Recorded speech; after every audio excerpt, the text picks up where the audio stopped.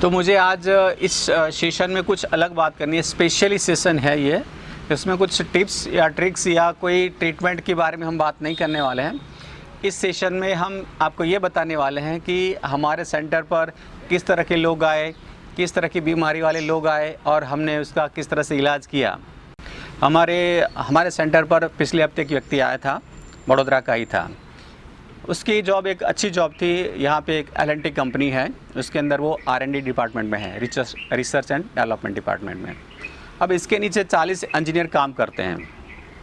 तो उसने बताया कि सर अब मेरा हाल ये है कि मुझे बहुत अच्छी सैलरी मिल रही है, मेरा साल का पैकेज 14 लाख का है, लेकिन मेरी प्रॉब्लम क्या है कि मुझे बताया गया था कि 8 घंटे काम करना है। मेरी प्रॉब्लम ये है कि मेरा ड्यूटी 8 घंटे का तय किया, लेकिन अब मैं काम करता हूँ, कितना काम करता हूँ मुझे भी पता नहीं है। कभी मेरा 10 घंटे का ड्यूटी होता है, 12 घंटे का ड्यूटी होता है, और हमारी ड्यूटी में छुट्टी जैसे कोई चीज़ ही नहीं है। वैसे मुझे वेडनेसडे की छुट्टी दी गई है, लेकिन छुट्टी तो ना के बराबर है। कभी भी कॉल आते रहते हैं, उसका सॉल्यूशन करना पड़ता है, और कभी भी कंपनी वाले बुला लेते हैं छुट्टी के दिन भी। आज भी मैं आया हूँ, 15 दिन की छुट्टी के बाद मैं यहाँ आया हूँ आपके साथ। उसने बोला कि इससे प्रॉब्लम क्या हो रही है कि अब मुझे ये महसूस हो रहा है कि अगर मैं काम नहीं कर पाया तो कंपनी मुझे निकाल देगी, मुझे डिसमिस कर देगी। ये सब चीज़ें मेरे दिमाग में अब ज़्यादा चलने लगी है।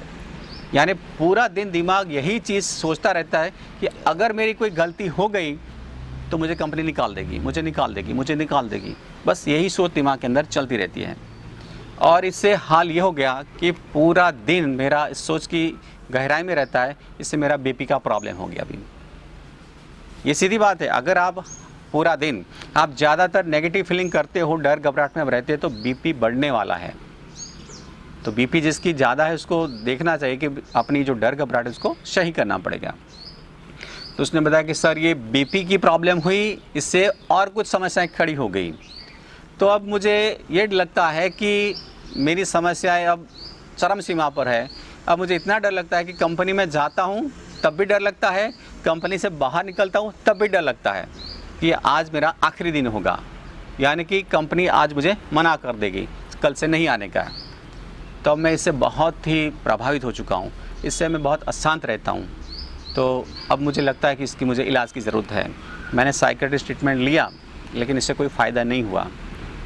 तो उसने बताया कि सर आपकी वीडियो मैंने देखी तो उससे कुछ मुझे राहत मिली, मुझे एक आशा की किरण नज़र आई कि यहाँ कुछ मेरा इलाज हो सकता है।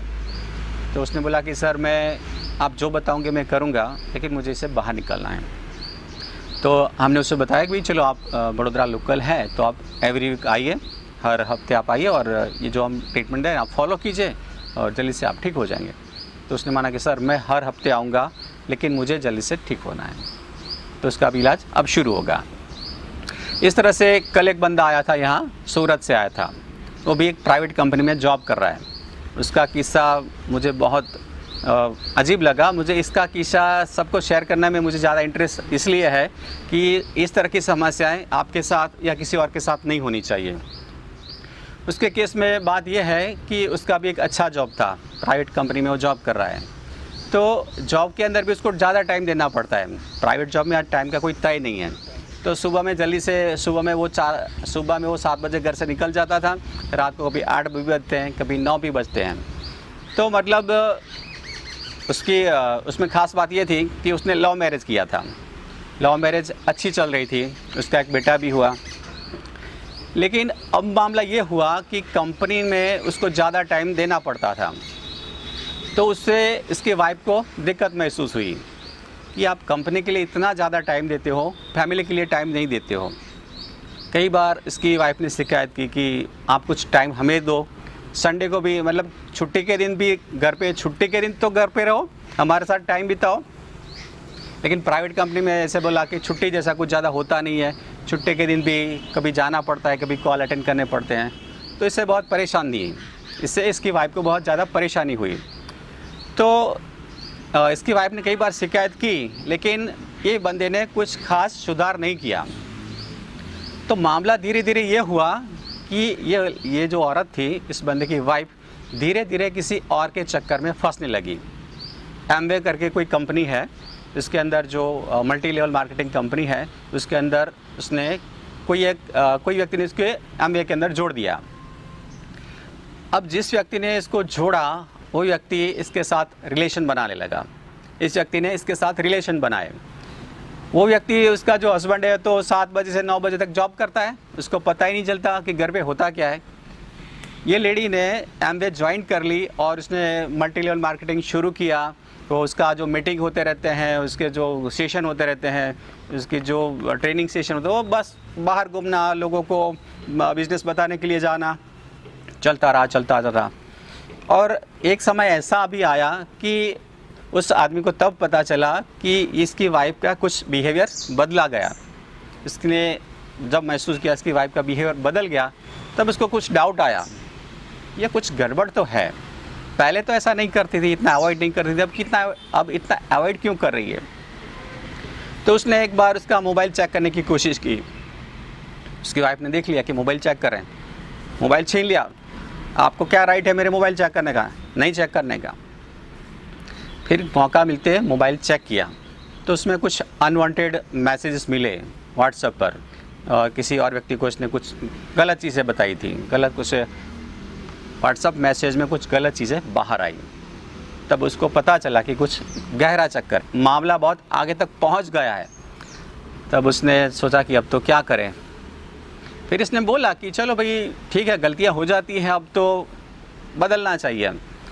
तो उस लेडी ने साफ मना कर दिया कि मैं आपके साथ रहना नहीं चाहती। तो ये आदमी ने इसकी फैमिली के साथ बातचीत की कि ये ऐसा बात कर रही है। तो उसने बोला कि फैमिली को बोल दिया कि ऐसे कुछ बात ही नहीं है, ये आदमी गलत है। तो ये आदमी ने व्हाट्सएप मैसेज दिखाए कि देखो इसके मैसेजेस हैं, जिस तरह की ये हरकत करती है। तो ये लेडी ने बोल दिया कि आपने अब मुझे इस तरह से उजागर कर दिया है, इस तरह से आपने मेरी प्राइवेसी को अब बता दिया है, मेरी हर चीज़ को आपने बता दिया है, तो फिर अब क्या है, आपसे मुझे कोई संबंध ही नहीं रखना है, आपके साथ भी नहीं और मेरी फैमिली के साथ भी मुझे कोई संबंध नहीं है, कोई संबंध मैं रखना नहीं चाहती हूँ। और उसने सबको ब्लॉक कर दिया, हस्बैंड को भी, और इसने इसके भाई को, इसके पेरेंट्स को, सबको ब्लॉक कर दिया। अब उसने ये कर दिया कि उसने घर भी छोड़ दिया और सूरत में कई और फ्लैट में वो चली गई। और उसने कानूनी राह पर उससे जो कुछ मदद मिलती है ना, उसको क्या बोलते हैं कि हाँ, भरण पोषण, इसका दावा लगाया।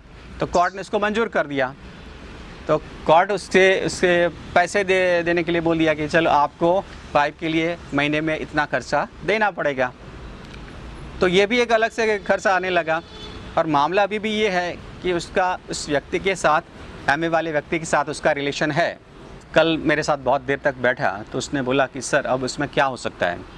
उसने बोला कि सर मेरी अब ये हालत है कि हर रोज़ मैं 2 पैग लेके सोता हूँ।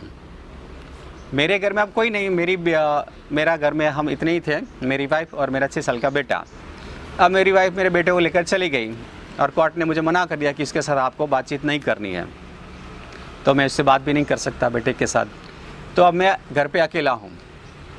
तो मैं अब खाना भी बाहर होटल में खाता हूँ, रात को देरी से आता हूँ और 2 पैग लेके रात को सोता हूँ। इसके सिवा और ये सब करने से भी मुझे नींद नहीं आती। पहले मैं एंटी डिप्रेशन दवाई लेके सोता था, 2-3 बजे नींद आ भी जाती थी, अब ये भी नहीं आ रही है। तो आज तो मेरा इतना हाल ख़राब हो गया, तो फिर मैंने कंपनी को मैसेज कर दिया कि मैं आज नहीं आ रहा हूँ और मैं आपके पास चला आया। तो उसने बताया कि सर तो अब तो कोई ऑप्शन नहीं दिख रहा है, अब क्या करें, आप कुछ बताइए इसमें क्या हल हो सकता है। फिर मैंने उसके लिए कुछ टिप्स बताए। देखो अभी भी इतनी सारी संभावनाएं हैं तो आप ये कर सकते हो। लेकिन मैंने उसको ज़्यादातर ये बातें ये बताई कि आप सामने वाली व्यक्ति को सुधारने के चक्कर में मत जाओ, क्योंकि वो तो संभव है या नहीं पता नहीं। लेकिन मैं जो लोगों को बता रहा हूँ, बस आपको यही बता रहा हूँ कि आपके साथ कोई भी समस्या खड़ी होती है तो समस्या की समाधान के लिए, समस्या से बाहर आने के लिए आपको अपने आप को ही तैयार करना है। यानी समस्या से बाहर आने के लिए आप अपने आप को ही मजबूत बनाएं, स्ट्रांग बनाएं, पावरफुल बनाएं। यानी इस तरह से आप समस्या से बाहर आ सकते हो। यानी कि कमज़ोर लोग समस्या से बाहर नहीं आ सकते। उसने बोला सर मैं तो कमज़ोर हो ही चुका हूँ। हाँ, तो ये नहीं चलेगा। मामला कुछ भी हो चुका है, समस्या चाहे कितनी हद तक पहुँच गई है, आपको बस एक ही बात सोचनी है कि अब जो हुआ सो हो गया। अब मुझे मेरे दिमाग को बहुत पॉजिटिव बनाना है, स्ट्रांग बनाना है, सक्षम बनना है। अब मैं दिमाग के अंदर वो नहीं सोचूंगा कि ये क्या हो गया, अब दिमाग के अंदर ये सोचना है कि अब क्या हो सकता है, कि ज़िंदगी और अभी तो ज़िंदगी बहुत बाकी है। तो आपकी जो फोकस है क्या हो गया इसके ऊपर नहीं। उसने बोला कि सर मैं हर रात यही सोचता रहता हूँ कि उसका क्या होता होगा, ये आदमी उसके साथ क्या करेगा, मेरे बेटे के साथ क्या करेगी, मेरे बेटे के साथ क्या हाल होगा, बस मेरे दिमाग में बस यही ख्याल रहते हैं और पूरी रात मैं इसी सोच में रहता हूँ। तो मैंने बोला कि अब ये चीज़ नहीं करनी है, अब आपको एक ही चीज़ करनी है कि इसका हल क्या हो सकता है। इसके लिए आपको फोकस करना है और इसके लिए सबसे पहली चीज़ आप अपने आप को स्ट्रांग बना लीजिए, आप अपने आप को मजबूत बना लीजिए, तभी जाके कुछ हल निकल सकता है। सर कैसे मजबूत बनाएं? हाँ, तो इसके लिए हमारे पास इलाज है, हमारे पास ऐसी थेरेपी है, ऐसी प्रैक्टिस है कि कोई भी कमज़ोर व्यक्ति को एकदम होनहार बनाया जा सकता है, एकदम मजबूत स्ट्रांग बनाया जा सकता है। बस कुछ प्रैक्टिस है इसके लिए। समझा कि हाँ सर चलो मैं स्टार्ट करूँगा। तो कल बोल गया कि सर मैं भी वीकली आऊँगा, और पॉसिबल तो नहीं है ये मेरा हर रोज़ आना, क्योंकि मेरा जॉब मैं छोड़ नहीं सकता, लेकिन मैं वीकली आऊँगा और अपने आप को मैं इसे ठीक करना चाहता हूँ। ये तो बहुत लंबी चौड़ी बातें हैं, बहुत सारे ऐसे केस हैं जिसके अंदर आपको भी इंटरेस्ट आ सकता है, दिलचस्पी हो सकती है, हाँ इसका क्या मामला हुआ, क्या हुआ, बहुत सारी चीज़ें हैं।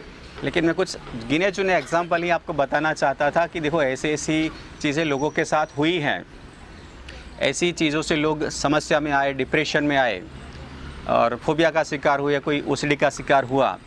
तो आपको भी ये ध्यान रखना है, मतलब आपको, मतलब चारों की बात नहीं कर रहा हूँ, आपको कुछ होने वाला इन दुनिया की कोई चीज़ आपको परेशान नहीं करने वाली है, क्योंकि आप यहाँ, मैं एक चीज़ पर भरोसा करता हूँ कि जो व्यक्ति हमारे सेंटर पर आ गया वो इतना तो मजबूत बन जाएगा कि कोई भी समस्या से लड़ने के लिए वो तैयार होगा, सरेंडर नहीं करेगा कभी कि हाँ यार तो कुछ नहीं होगा। वो हर दम पर लड़ेगा कि नहीं, अब मुझे कोई प्रॉब्लम से बाहर आना है तो उसके लिए मैं फाइट करूँगा। आपका दिमाग भी हम आपको ऐसा ही बना देंगे, आपके अंदर वही चीज़ें खड़ी हो जाएगी कि कोई भी प्रॉब्लम, कोई भी बीमारी मुझे टच नहीं कर सकती है। आने वाले भविष्य में कोई भी समस्या इस तरह की हमारे साथ कभी हो ही नहीं सकती, ये आपके दिमाग के अंदर खड़ा हो जाएगा। फ्रेंड्स, ये वीडियो आपको अच्छा लगता है तो इस वीडियो को लाइक कीजिए, अपने दोस्तों के साथ और अपने हर ग्रुप में इस वीडियो को ज़्यादा से ज़्यादा शेयर कीजिए, ताकि हर व्यक्ति हमेशा के लिए पॉजिटिव रहे, स्वस्थ रहे, खुश रहे और कॉन्फिडेंट रहे। इस वीडियो के बारे में आपकी राय हमें कमेंट में बताइए, और आप हमसे कैसी वीडियो चाहते हैं ये भी हमें कमेंट में बताइए, ताकि हम आने वाले समय में आपको इस पर वीडियो दे सकें। अगर आपने हमारे इस चैनल को सब्सक्राइब नहीं किया है तो चैनल को सब्सक्राइब कीजिए और बेल आइकन को हिट कीजिए, ताकि आने वाले हमारे वीडियो की नोटिफिकेशन आपको हमेशा मिलती रहे।